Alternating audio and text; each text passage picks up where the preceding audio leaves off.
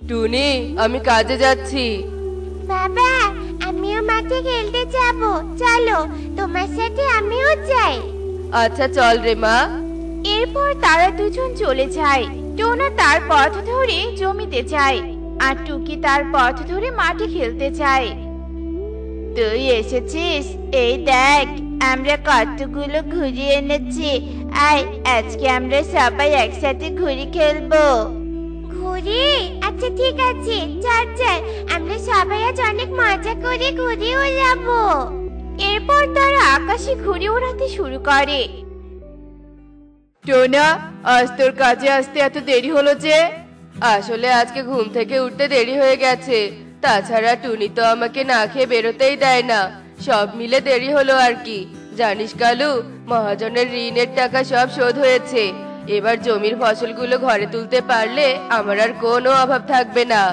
তবে তো ভালোই হয়েছে। ঋণের জন্য তো তোদের অনেক অভাব ছিল। অবশেষে এখন তোদের সুখের দিন আসতে চলেছে। বউ বাচ্চা নিয়ে এবার তোরা খুব সুখে থাকবি। হ্যাঁ রে, আমাদের আর কোনো অভাব থাকবে না। বাকিটা জীবন বউ বাচ্চা নিয়ে ভালোই থাকতে পারবো।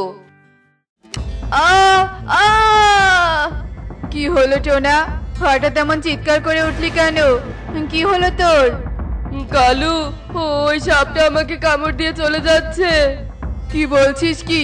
এক্ষুনি তো তোর পায়ে কিছু দিয়ে শক্ত করে বাঁধতে হবে, নয়তো বিষ ওপরের দিকে উঠে যাবে।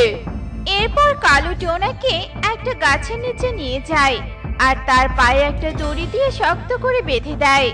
টোনা, তুই কোনো চিন্তা করিস না, আমি এক্ষুনি ওঝার কাছে যাচ্ছি। ওঝা এলে তো সাপের বিষ নামিয়ে দিবে। এরপর কালু ওঝার কাছে যাওয়ার জন্য উঠতে শুরু করে। ময়ূরী, টোনাকে সাপে কেটেছে। তুই একটু টুনিকে খবর দে, আমি ওঝাকে ডেকে আনছি। কি সাংঘাতিক! আমি এক্ষুনি টুনিকে খবর দিচ্ছি। এরপর ময়ূরী দ্রুত টুনির কাছে যায়, আর টুনিকে সব কথা খুলে বলে। একে একে পুরো বনে ছড়িয়ে যায় টোনাকে সাপে কেটেছে। টোনা, টোনা, এই দেখো আমি এসেছি। টোনা, তোমার কিচ্ছু হবে না। আমাদের বনে তো প্রসিদ্ধ ওঝা রয়েছে, ও ঠিক টোনার শরীর থেকে বিষ নামাবে। টুনি, আমি জানি না আমার কি হবে, তবে তুমি আমার মেয়েটার খেয়াল রেখো। এসব কথা এখন বলো না টোনা, তুমি একদম ঠিক হয়ে যাবে। তুই কি, তুই এখানে ঘুরে যাচ্ছিস? ওদিকে তোর বাবাকে সাপে কেটেছে। তোর বাবা তোদের জমির পাশে বট গাছের নিচে রয়েছে, এক্ষুনি ওখানে যা। টুকি এই কথা শুনে দ্রুত উঠতে শুরু করে। মা, বাবা এখনো এখানে? এক্ষুনি বাবাকে হাসপাতালে নিয়ে যেতে হবে তো। হাসপাতালে গেলে তো কিছুই হবে না, সাপের বিষ একমাত্র ওঝাই নামাতে পারে। কালো তো গেছে ওঝা আনতে। এই তো আমি ওঝা নিয়ে এসেছি।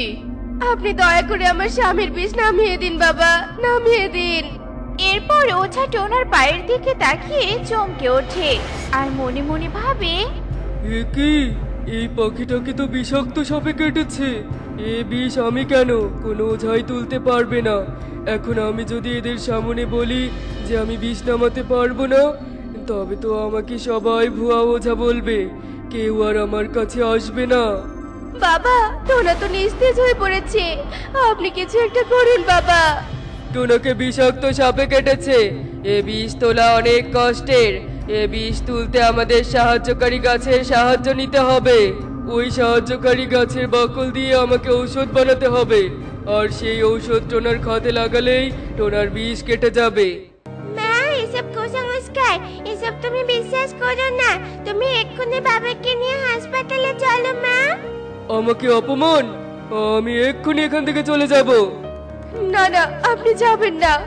আপনি যা বলবেন আমি তাই করব। এই টুকি, তুই একদম চুপ করে থাক। তোর বাবার সাপের বিষ একমাত্র ওঝাই তুলতে পারবে। প্রাচীন কাল থেকে তো দাদি নানিদের কাছে এটাই শুনেছি যে সাপের বিষ ওঝাই তোলে। টুনি, এক্ষুনি টোনাকে বাড়িতে নিয়ে চল, আর তারপর তুই টোনার জন্য সাহায্যকারী গাছের বাকল নিয়ে আসবি। এরপর টোনাকে বাড়িতে নিয়ে যাওয়া হয়। ততক্ষণে টোনা জ্ঞান হারিয়ে ফেলেছে। এরপর টুনি ওঝার কাছে ঠিকানা নিয়ে সেই সাহায্যকারী গাছ খুঁজতে চলে যায়। কোথায় সেই সাহায্যকারী গাছ? আমি তো এটা খুঁজেই পাচ্ছি না। না, আমার সময় নষ্ট করলে চলবে না। যে করেই হোক সেই গাছ আমাকে খুঁজে বের করতেই হবে। ওঝা তো বলেছিল ওই গাছের বাকল লাল রঙের হবে। টুনি পাখি, তুমি কি এখানে কিছু খুঁজছো? হ্যাঁ, আমি সাহায্যকারী গাছ খুঁজছি। তুমি কি বলতে পারবে এখানে সাহায্যকারী গাছ কোথায় আছে? ওই গাছের বাকল লাল রঙের। সাহায্যকারী গাছ? এটা আবার কেমন গাছ? এই নামে তো এমন কোনো গাছ এমনই নেই। তোমার হয়তো কোথাও ভুল হচ্ছে। আমাকে ওঝা বলেছে এখানে কোথাও সাহায্যকারী গাছ আছে, আর ওই সাহায্যকারী গাছের বাকল দিয়ে ওঝা আমার স্বামীর বিষ নামাবে। আমার জানা মতে এখানে এরকম কোথাও গাছ নেই। তুমি অযথা এখানে সময় নষ্ট করছো। এ কথা শুনে টুনি ভীষণ হতাশ হয়ে পড়ে। আর এদিকে ওই টুনি তো সাহায্যকারী গাছ এ বনে কোথাও খুঁজে পাবে না। পাবে কি করে? এই গাছের তো কোনো অস্তিত্বই নেই। টুনি খালি হাতে ফিরবে, তখন আমিও বলবো বাকল আনেনি জন্য আমি বিষ তুলতে পারিনি। তবে আর আমাকে কেউ অবিশ্বাস করবে না। আমি তো ওই সাহায্যকারী গাছ কোথাও খুঁজে পেলাম না। ওই গাছের বাকল ছাড়া এ বিষ তোলা সম্ভব নয়। আমার আর কিছুই করার নেই। মা, কেন বুঝতে পারছো না? এ ওঝা ভণ্ড, আরে সবকিছু কুসংস্কার। আমাদের চিকিৎসা ব্যবস্থা এখন অনেক উন্নত। তুমি এসবে কান দিও না মা। তুমি এক্ষুনি বাবাকে নিয়ে হাসপাতালে চলো। এই বিষ তোলা আর সম্ভব নয়। চললাম আমি। মা, আমি যা বলেছি তাই করো মা। এরপর টনি টুকির কথা মতো টোনাকে ভ্যানে করে হাসপাতালে নিয়ে যায়। টোনাকে হাসপাতালের কক্ষে নিয়ে যাওয়া হয়। কিছুক্ষণ পর কক্ষ থেকে ডাক্তার বেরিয়ে আসে। ডাক্তার বাবু, আমার স্বামী ও ঠিক আছে তো? সরি, আপনারা মিস্টার টোনাকে আনতে বড্ড দেরি করে ফেলেছেন। সময় মতো ওনাকে আনতে পারলে ওনাকে অ্যান্টিডোট দিয়ে সুস্থ করা যেত। আপনারা কেন এত দেরি করেছেন? ওই ভণ্ড ওঝার কাছে নিয়ে যাওয়ার কারণে আমার বাবাকে বাঁচানো গেল না। মা, দেখলে তো আমি বারবার তোমাকে বলেছিলাম যে মা এসব কুসংস্কার বিশ্বাস করো না। দেখেছ, বাবাকে আরেকটু আগে আনলেও আমরা বাঁচাতে পারতাম। আপনারা কি করে ওসব ওঝাকে বিশ্বাস করেন আমি বুঝি না। এত করে আপনাদের বলা হয় যে সাপে কাটলে দেরি না করে হাসপাতালে নিয়ে আসতে, তবু আপনারা প্রাচীনকালের কুসংস্কার বিশ্বাস করে ওঝার কাছে নিয়ে যান। আসলে আমাদের বনের পাখিদের তো সাপে কাটলে ওঝাই বিষ তোলে, তাই তো আমরা ওঝার কাছে নিয়ে গিয়েছিলাম। আরে শুনুন, ওঝারা বিষ তুলতে পারে না। বনে অনেক এমনও বিষহীন সাপ রয়েছে যে সাপ কাটলে কারো মৃত্যু হয় না, 2-1 দিন পর সব ঠিক হয়ে যায়। আর ওঝারা তারই সুযোগ নিয়ে সকলকে ভুল বোঝায় যে তারা বিষ নামাতে পারে। আসলে তারা এমন কিছুই পারে না। যখন 1-2টা বিষধর সাপ কাউকে কামড় দেয় তখন তারা আর বিষ নামাতে পারে না। এটা সেটা বলে সকলের চোখে ধুলো দেয়। আর কখনো আপনারা এমন করবেন না। কাউকে সাপে কাটলে দেরি না করে তাড়াতাড়ি হাসপাতালে নিয়ে আসবেন। ডাক্তারের কথায় সবাই তাদের ভুল বুঝতে পারে। আর এদিকে ওই ভণ্ড ওঝাকে পুলিশে ধরিয়ে দেয়া হয়। তো বন্ধুরা, দেখলে তো কুসংস্কার বিশ্বাস করলে তার পরিণতি কি হয়।